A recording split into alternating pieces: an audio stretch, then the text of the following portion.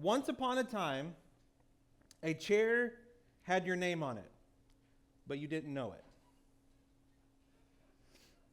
You were attending a different church, or there was no church in your life. Maybe you had interest in church, but someone invited you, and that someone that invited you is probably someone that you trusted, because if you didn't trust them, chances are you weren't going to show up to something like this or anywhere else. And eventually you went. They asked you a few times. They kept bugging you, and you finally said, "Fine, I'll go. I'll go see this. Whatever it is. I'll not sleep in on Sunday, and I'll give it a shot." Right? You arrived, and the people seemed normal, not what you had seen on TV or has been told that was what happens at churches, and people seemed to be enjoying themselves. They were happy to be there, happy that you arrived, and the person who invited you, however, was probably nervous. They were thinking, "Please don't let the sermon be too long today," or "Please let the music be good. Please don't, do anything weird or say anything weird. Please," right? That's kind of what you were feeling, or what that person that invited you was feeling. Or maybe you came on your own because you were looking for something. You had some unanswered questions in your life, and you thought maybe church was the place to get some of those answers. It was something you were looking for. It wasn't too big or loud or impersonable. And you showed up. Nobody yelled at you, and the content was actually kind of helpful, right? It was practical, and you could use it. And maybe you brought your kids, and you trusted strangers to hang out with your kids for 30 to 40 minutes, and to teach them things, right? And that was a trust thing as well. And then your kids actually liked it. And you were surprised because when you were a kid, you didn't really like church. But your kids, they enjoyed what they were experiencing. And you surprised yourself. You came back again the next Sunday. Maybe you took one off just to get the feel of it. And then you came back again.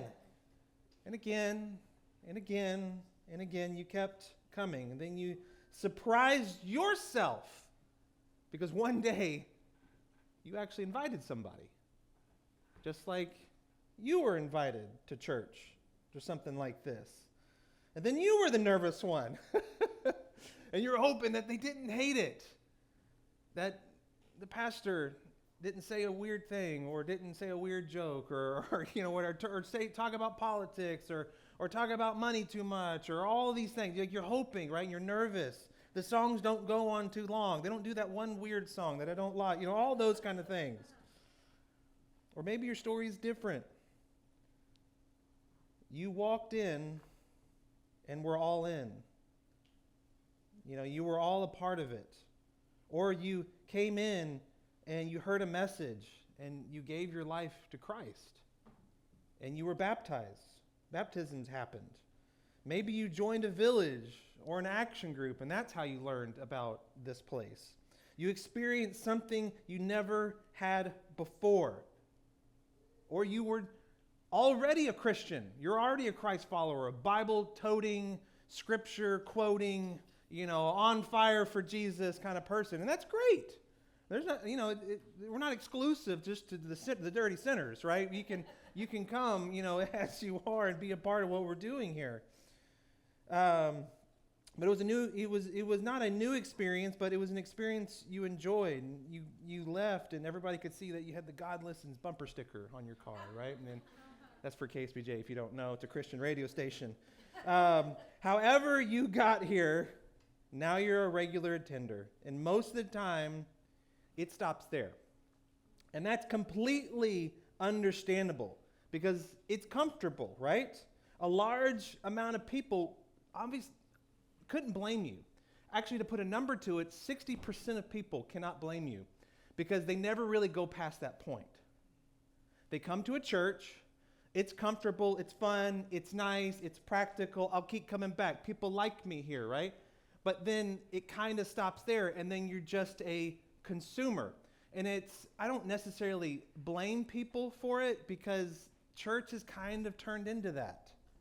A lot of churches around the world, they just want to make you happy and keep you coming back because you coming back helps pay for the building and all that kind of stuff. And I'm not saying any of that is evil. That's just the math of things. That's how this works.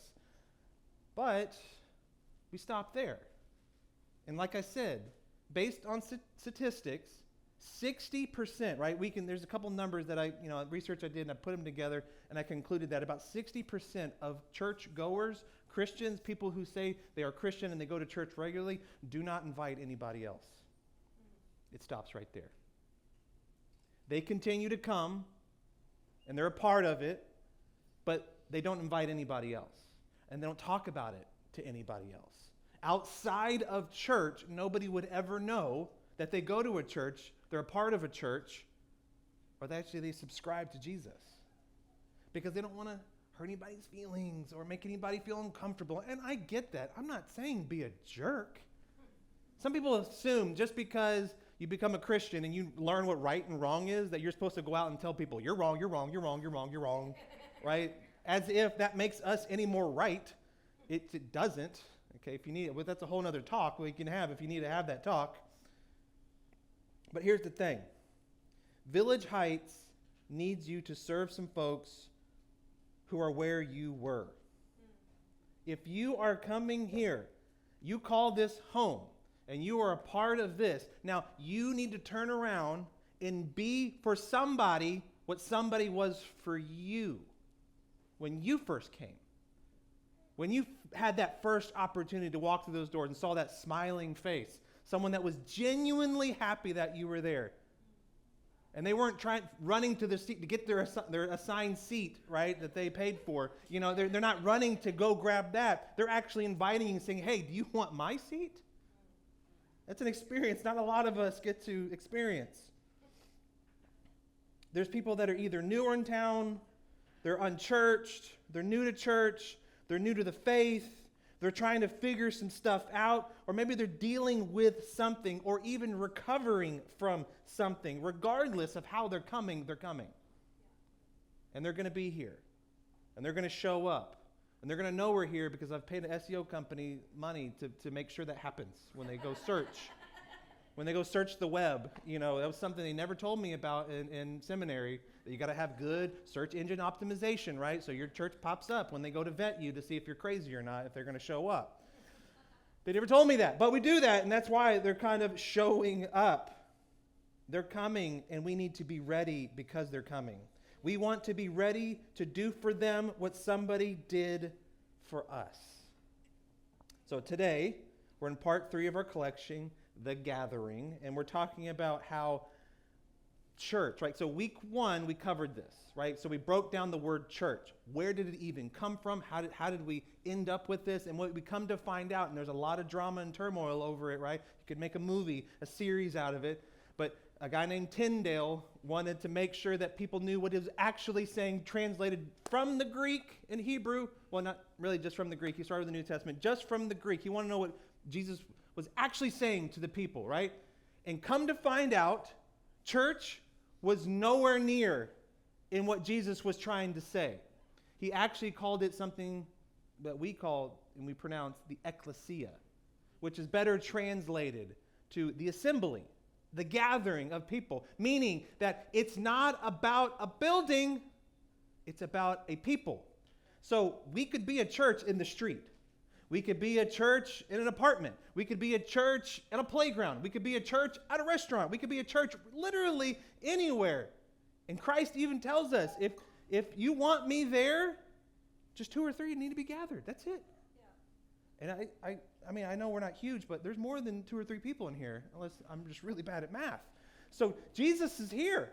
Yeah. He's with us. We are having church. So that's what it means, is when we gather. When we gather. And over time, because church, honestly, Christianity became legalized, lack of a better term. They were not allowed to congregate and meet and exist. And so they had to exist secretly. And then one day, through a series of events, legally, they were now allowed. And eventually, ironically, they were made the Church of Rome. The ones that killed Jesus later on, publicly, governmentally, however you need to say that, I don't know, legally said they can exist now. And actually, they're official sponsor of Christianity, right? Wild. Absolutely wild. And so because of that, they needed a descriptor for these gatherings of Christians. So they couldn't just say, hey, that group of people. No, there was a reason that group of people met. And they had to describe it. And so over time, they ended up with the word church. If you want to know more on that, you got to listen to week 1 on YouTube.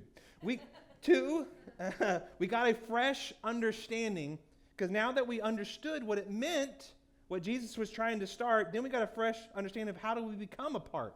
How do we start? How do we start like the original did, becoming Christ followers? The first time ecclesia was used in the Bible was by Jesus, in the term that we know it. When Peter identified Jesus as the Messiah, Jesus responded to him, hey, you're right. You're correct.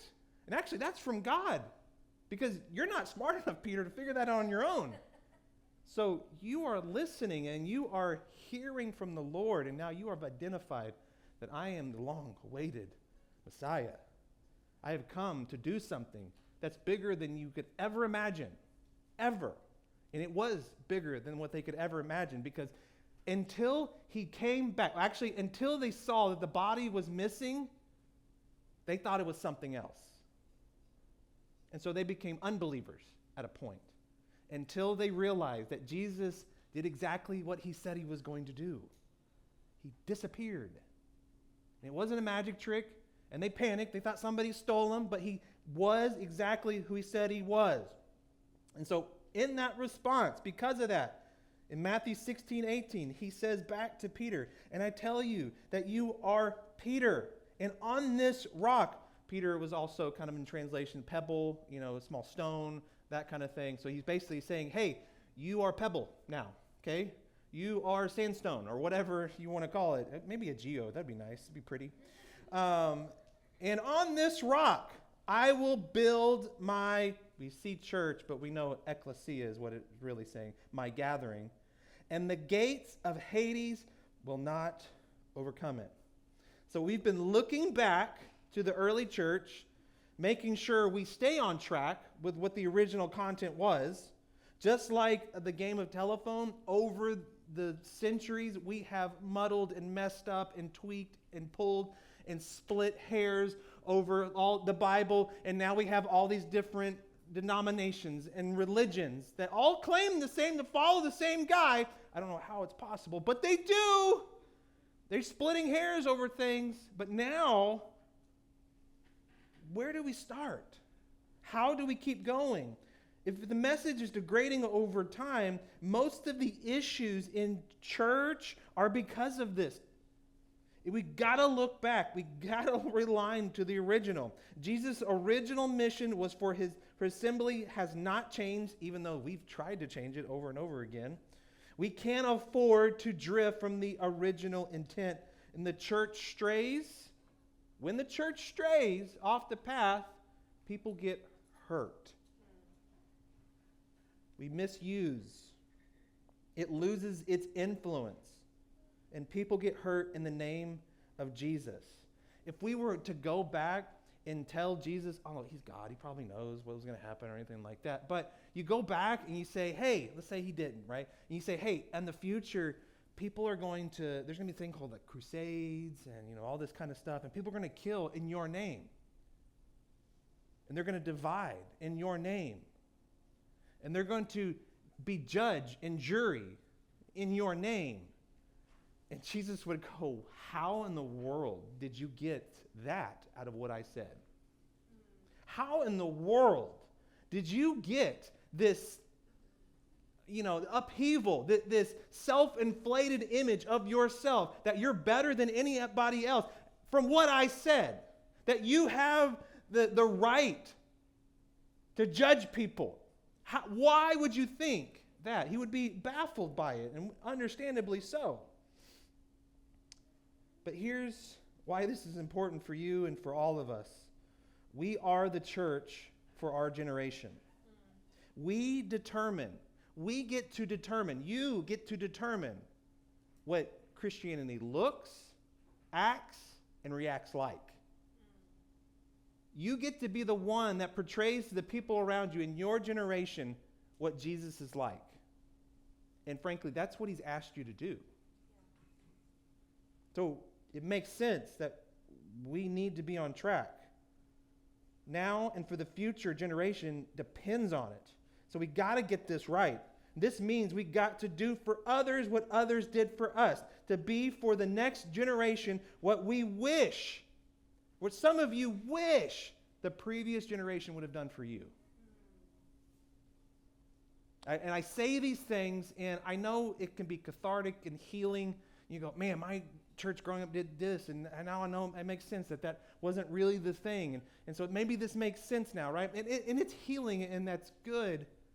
But we got to put it to action. We got to do something with it, and it's very important that we do. So this is going to be easy today. There's going to be 3 practical things that will ensure that we do just that.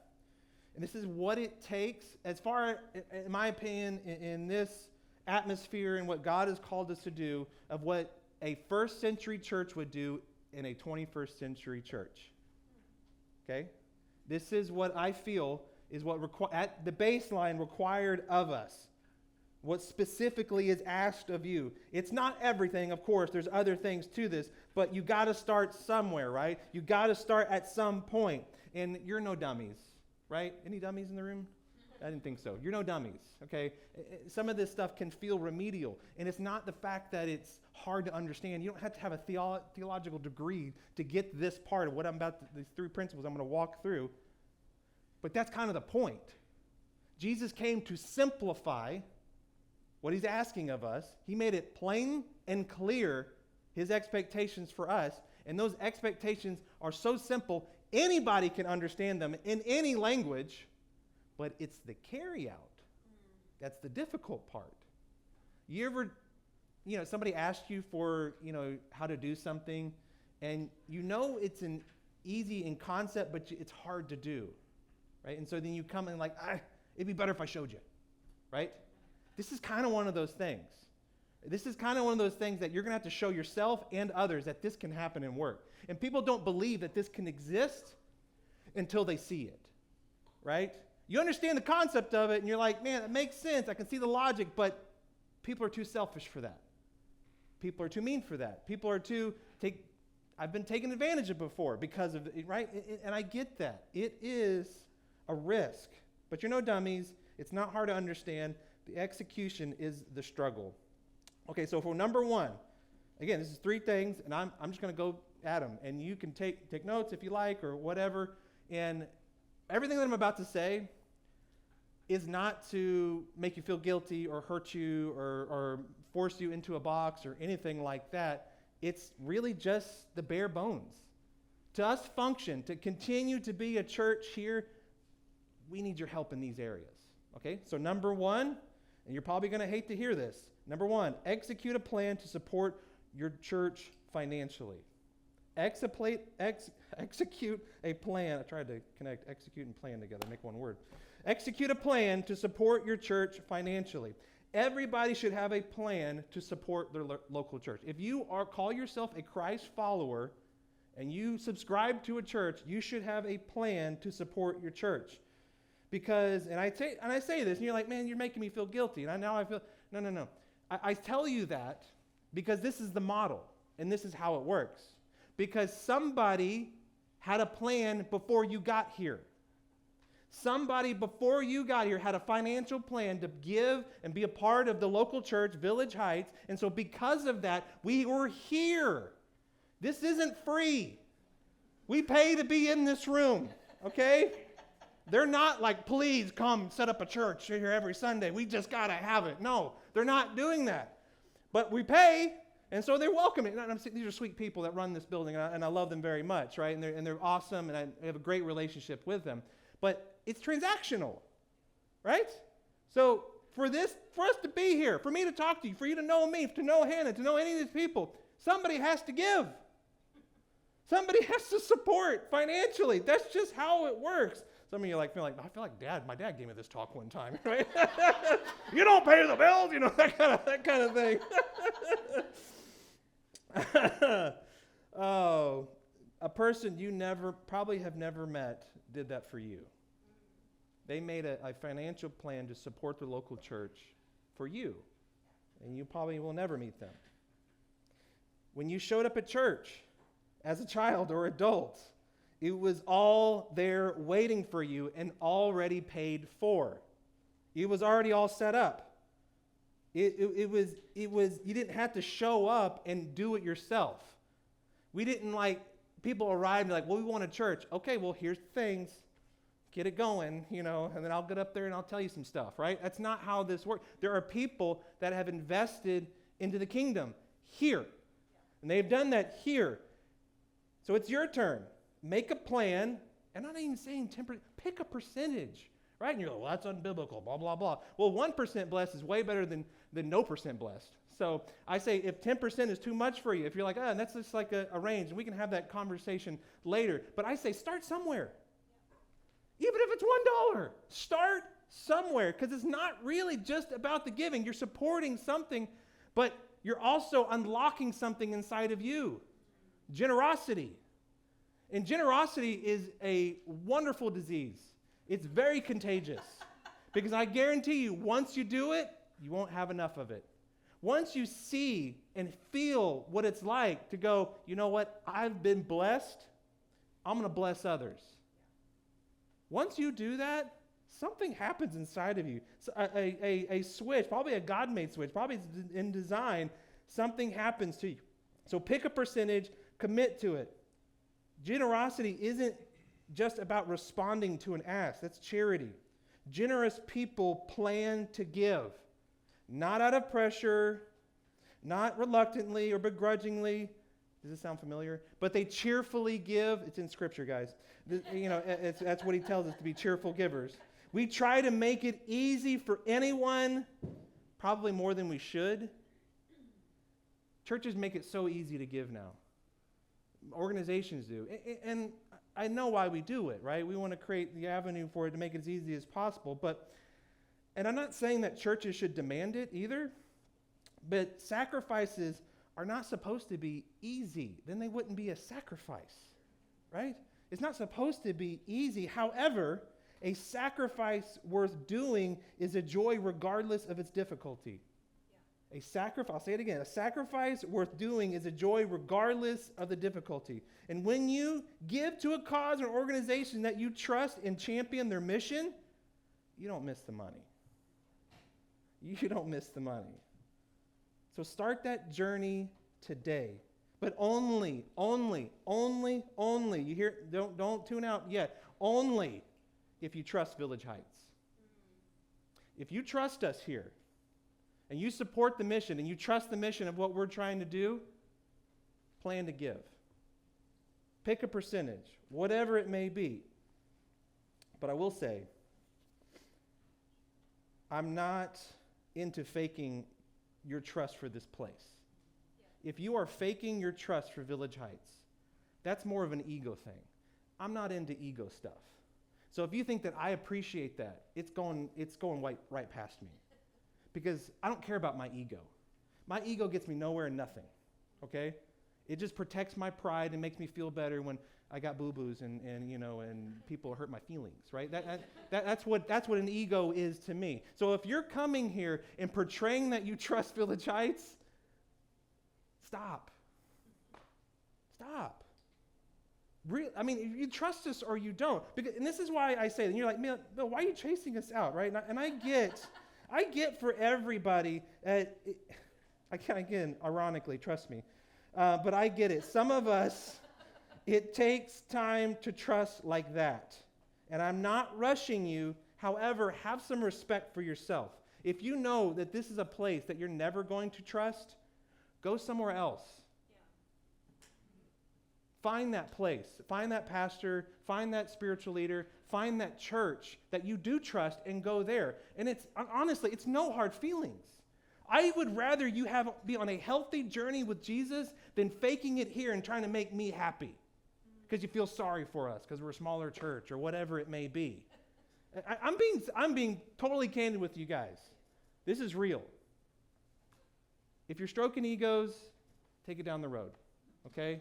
Find a place that will feed you. Find a place that you can trust, because health is birthed in trust and honesty. It's required to heal. So again, if there's another place you can go there. No hard feelings, really, I promise. But if you do trust and support us, champion the mission, take or start taking those steps of a life of generosity here today. I have yet to meet a person who has regretted it. There has not been a person that has given to Village Heights that has come back to me and says, I regret giving to you guys. I want my money back. Well, probably it's already spent for one. But we try to hold ourselves with integrity here. We try to hold ourselves with good character. And we try to make it painfully evident where the money goes. It's obviously not going to buildings, okay? It's obviously not going to awesome wardrobes, right? That people will be questioning and going, how much money does that pastor make? You know, it's not going to my house. I know that. I don't have 2 brand new vehicles in my drive. You see what I'm saying? It's going to the places that it needs to go, that God asked us to in the first century church, how he told us to treat others. That's where the money goes. Because money talks when it comes to your intentions. And our intentions are pure, and we want to bless this neighborhood. Are we perfect? No. But we will try our hardest to be on that. So if you do trust us and you do support us, start giving. Start that journey today. And number 2 is clever. Too clever for me. I didn't come up with it. I stole it. But it still applies, okay? It applies to anywhere. Number 2, this is a great one. So while you're out and about, listen for the subtle knots. Not tie knots, but N-O-T, like I can't, I'm not having this, right? Here's a couple examples. When you're out and about and you hear one of the following, not from here. I'm not from here. If you hear, it's not going well. My life is not going well. If you hear people saying these things, or somebody says, I'm not prepared for, I'm not strong enough to. Nobody, there's so many different ways of saying it, but listen for these subtle knots. When you hear one of these statements, invite that person to sit with you. Acknowledge the difficulty of what they're going through and why they're saying not. That's fine. But you don't even have to have an answer for them.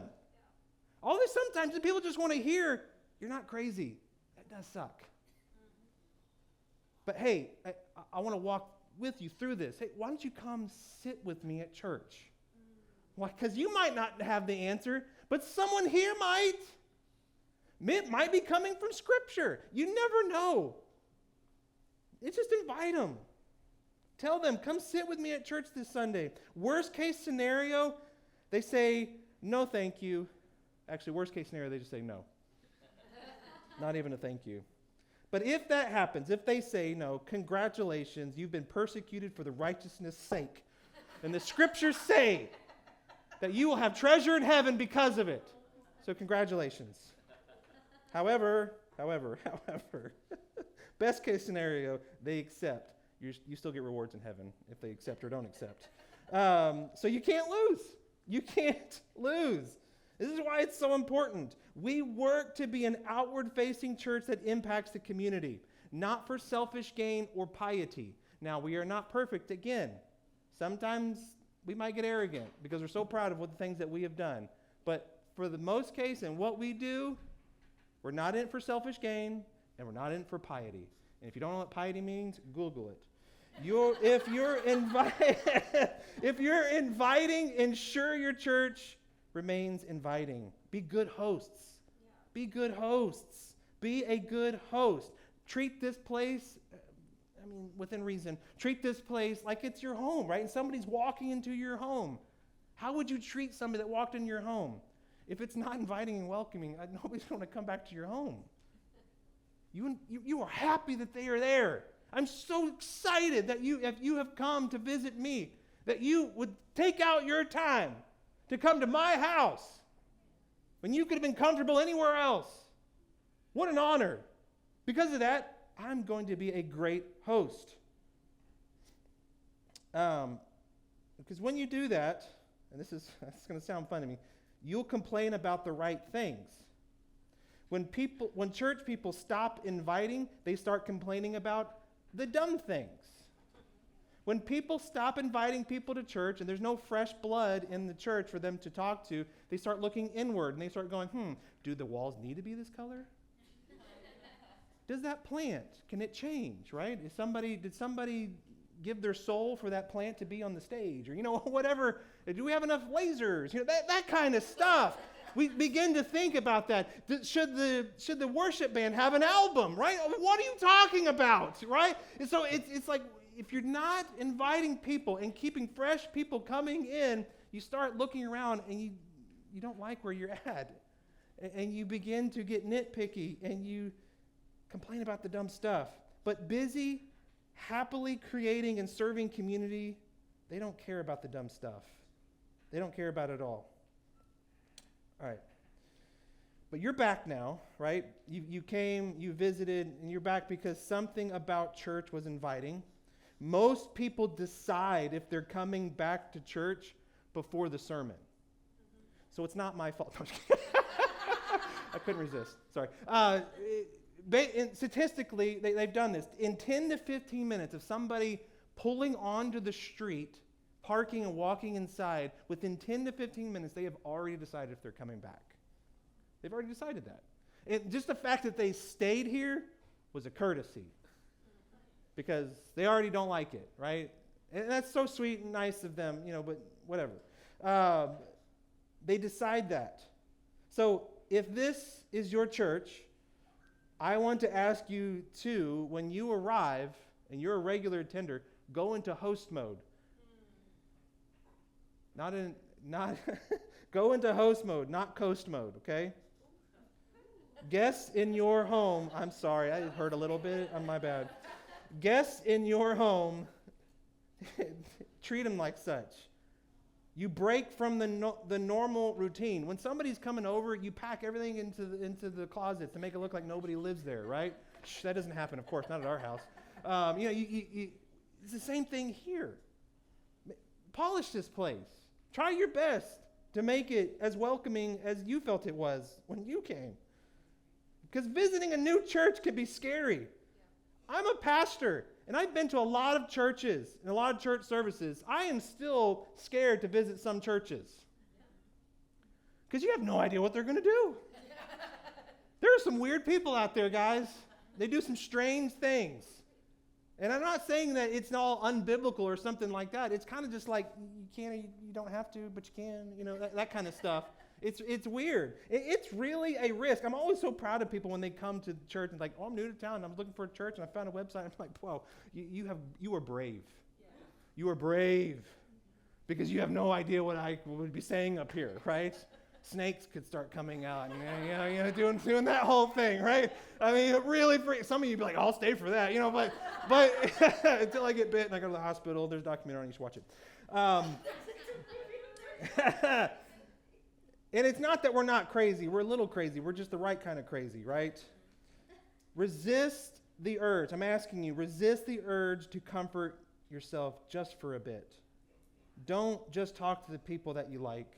Look for the lost people who have that uncertain look on their face of like, what's behind door number 2, of this place? When you see new people walk in and they're kind of, say, hey, first off, I'm glad you're here.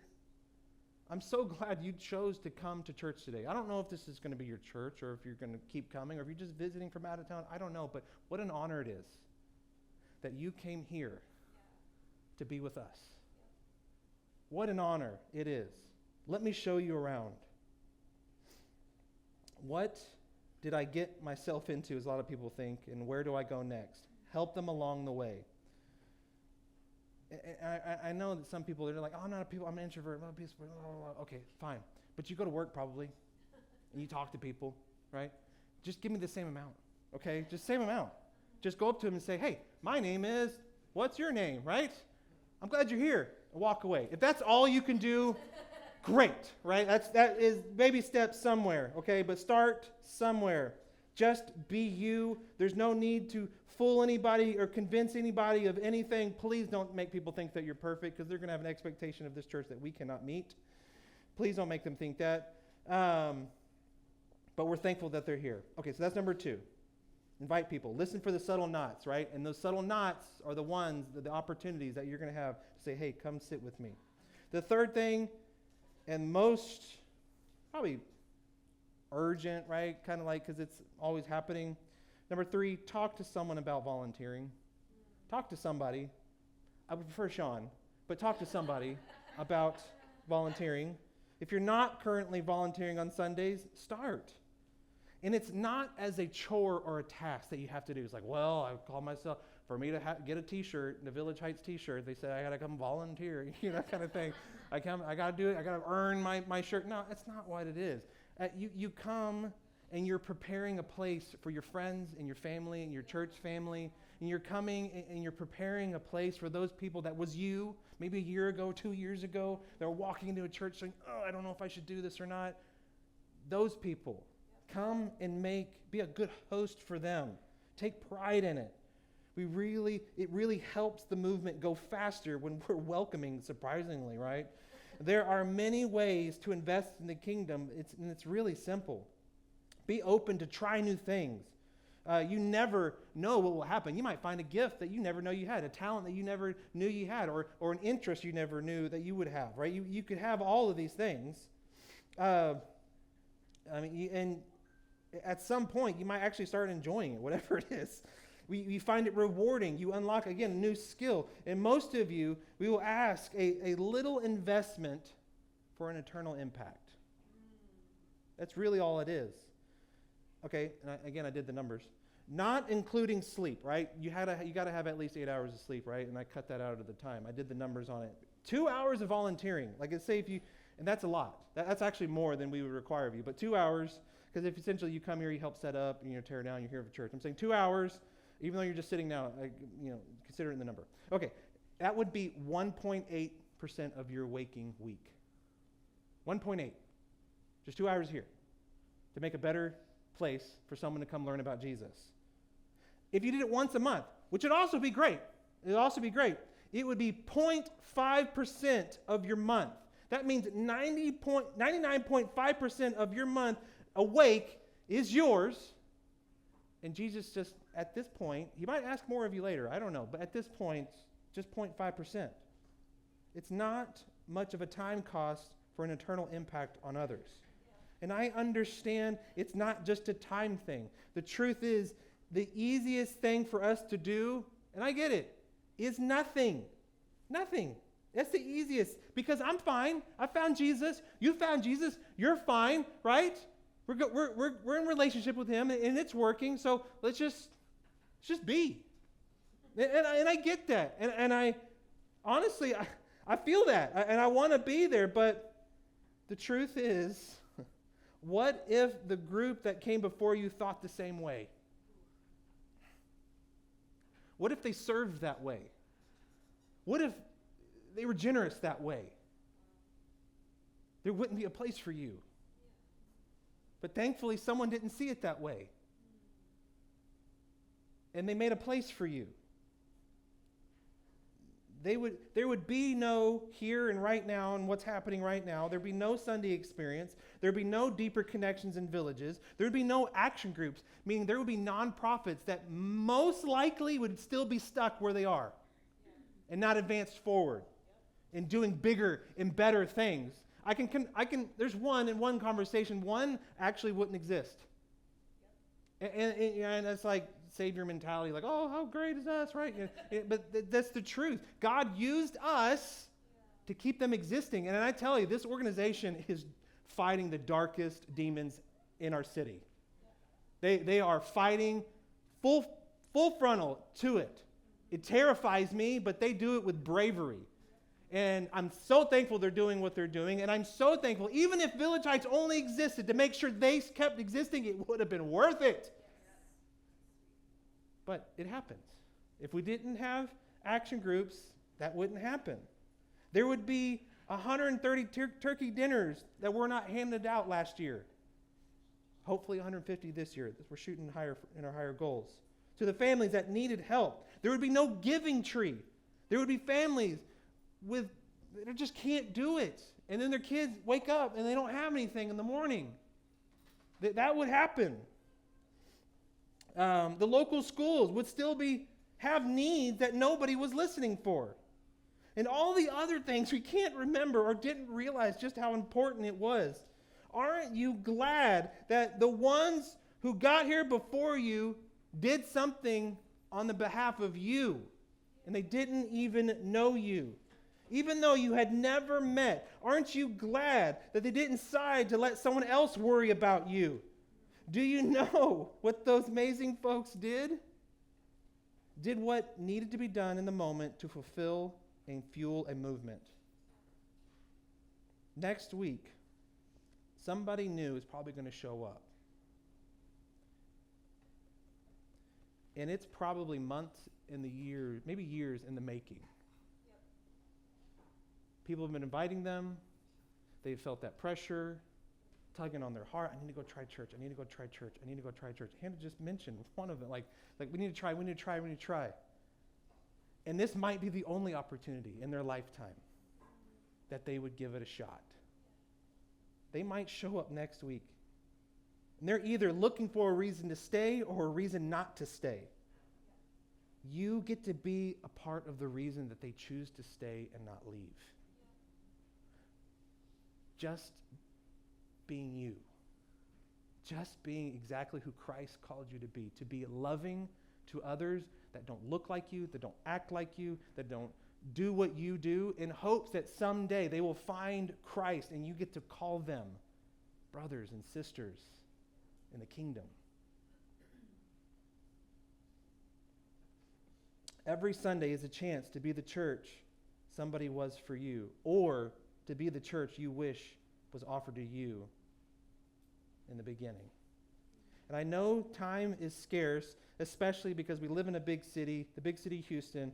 Everything wants your time and attention. It is constantly competing for your time and attention. And I'm asking you to consider making time for this. Not saying accept a bunch of responsibilities you can't handle and don't understand. Start somewhere. You can't find something? Let Sean help you. If you don't know how I can serve and be a part, talk to Sean. Sean is very creative. He's very good at this. He's one of the nicest people I've ever met. If you go to him and he can't tell you how to do it, I'll be shocked. He will find a way. Talk to him. To those of you who get here early and serve behind the scenes, setting up and tearing down, greeting people, helping teach kids, helping keep kids safe. Those of you who have made financial commitments, thank you for funding the mission. And our leaders that we ask a little more of, that keep Village Heights existing. Those of you who have chose to use your time, talents, and treasure for the kingdom when you didn't have to. Thank you. Thank you for making a commitment to Village Heights. Thank you for joining the mission. And not just so we can look cool and have this place, but so that people can find Jesus and change their eternities. Eternities. That is what is at stake here. People's eternities. So thank you for being a part of it. And let's continue to be the gathering. If you have any more questions about this, I'm happy to answer them. If you want to go get coffee with me, I'll go get coffee with you. If you want to know, well, why does one church do this and one, I'm happy to sit down with you and help you understand it. Happy to. Because it's not just for me, it's also for you. So let's keep being the church, the ecclesia, the gathering of Jesus for whoever walks through that door, just like somebody did for you. Let's pray. Lord, this is where the rubber meets the road. This is what truly defines whether a movement in your name is actually moving.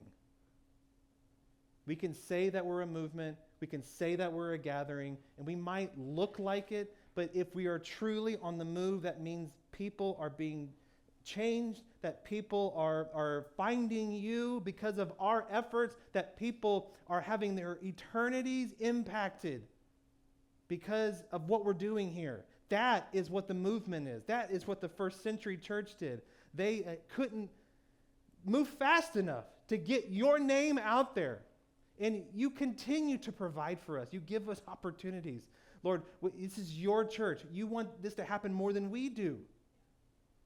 So as we continue to move forward, to engage in this movement, to be Christ followers, to help change people's hearts, to open up, to soften their hearts, to receive their Creator, their Messiah, their Alpha and their Omega, all of that, help us continue to be the ambassadors, the tools, the instruments of your kingdom. Help us to be for somebody else what somebody was for us. Help us to love others just as you have loved us. Continue to bless Village Heights. Bless us as we go. Keep us safe. In Jesus' name I pray. Amen.